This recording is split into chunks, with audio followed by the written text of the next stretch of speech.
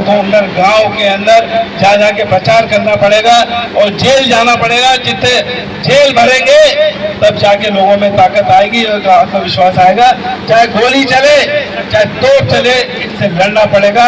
अंग्रेजों को जिनके खिलाफ जैसे लड़े थे उस तरह से लड़ना पड़ेगा।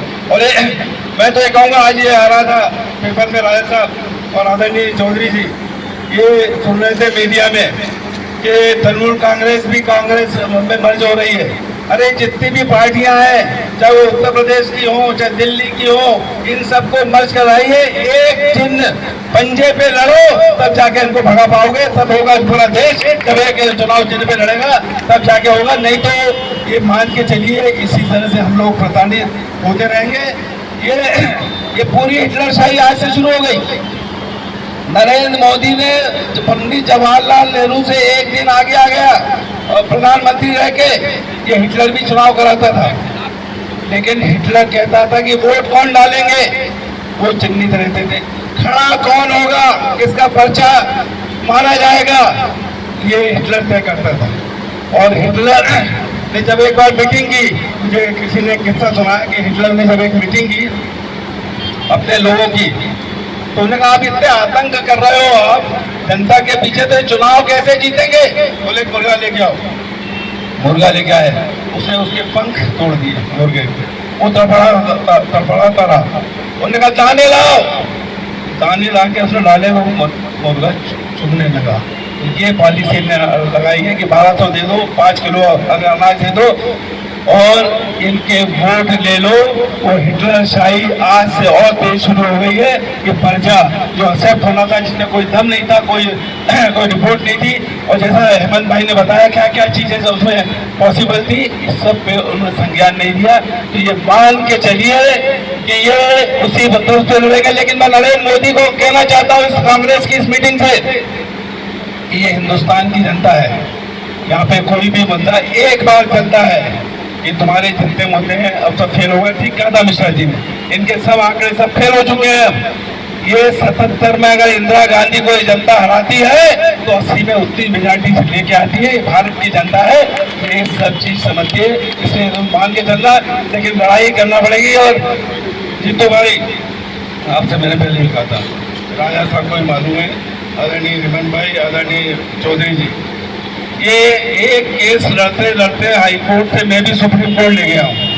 ये 99% ईवीएम पर चुनाव आयोग और कंपनी को नोटिस दे दिए, कृपा करके अपने जितने बड़े वकील हैं उनको खड़ा कर दीजिए और कोई फैसला हो सकता है सुप्रीम कोर्ट दबाव में कर दे तो करवा ले कि ये चुनाव नहीं हो, बैलेट से चुनाव हो और ईवीएम से हो, तो पर्चा हाथ में आ जाए तो वोट डले, उसकी गिनती हो।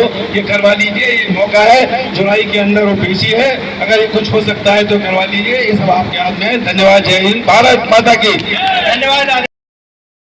कि हमारे बीच में हमारे वरिष्ठ नेता रविंद्र राजू साहब, ये प्रभारी चौधरी जी, सभी सेक्रेटरी जीतू भाई, उमंग भाई, आदरणीय अरुण भाई, परमेश्वर जी और सभी उपस्थित विधायकगण और सभी कांग्रेस के साथी। ये अगर ये चुनाव ईवीएम से होता तो ये चुनाव जो इनका निरस्त होता, क्योंकि ये जहाँ जहाँ ईवीएम से चुनाव हुए हैं इन्होंने उसको लूट लिया है। और ये मान के चलिए, ये मेरा तो कहना है भारतीय जनता पार्टी से कि शेरों की तरह लड़ो, ये गीदड़ की तरह क्यों लड़ रहे हैं? अरे चुनाव तो होने देते। तुमने पूरी व्यवस्था की थी, तुम कह रहे थे कि 5-5 करोड़ रुपए में खरीद लेंगे। अरे ताली बजाओ इन विधायकों के लिए, 5 करोड़ के नाम से कोई हिला नहीं। 62 के 62 पूरे टाइम हमेशा मौजूद रहे। तुम 100 करोड़ दोगे तो भी एक विधायक नहीं जाने वाला, जो गद्दार थे वो जा चुके हैं।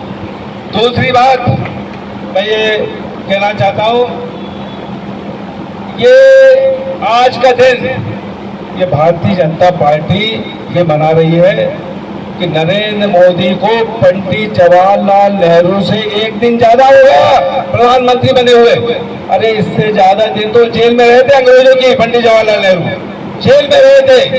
और ये इसी दिन ये तय कर रहे हैं, जिस तरह से इन्होंने मीनाक्षी नटराजन जी का जो पर्चा निरस्त किया, ये वही आदमी है जीतू भाई जिसके यहाँ पर रात के 12 बजे गए थे और रात को उसने राजेंद्र जो हमारे दतिया के विधायक हैं राजेंद्र भारती जी, इनका रात को 12 बजे सजता खत्म की थी। ये तब से ही पता लग गया था कि जैसे ये बैठा था लगा जरूर ये कोई ना कोई खुरापात करेगा और वो खुरापात कर दी। ये भारतीय जनता पार्टी का एजेंट बन के इसने वो उसको निरस्त किया। कहीं से भी नहीं बनता है कि ये निरस्त हो, लेकिन ये मान के चलना ये जो बात अभी ये दोनों युवा पार्षदों ने कही है भाई भोलिया ने और हमारे हेमंत कटारे जी ने, ये लड़ाई विधायक ये लड़ाई बड़ी लंबी लड़ना पड़ेगी। ये मुख्यमंत्री निवास का घेराव रोशनपुरा से शुरू करें, पीसीसी से शुरू करें और बीच में खत्म कर दें, इससे काम नहीं चलेगा। ये मुख्यमंत्री निवास का घेराव जीतू भाई इंदौर से उधर से लोग आए, इधर सीहोर से आए, इधर होशंगाबाद से आए, चारों तरफ से आए और घेराव हो।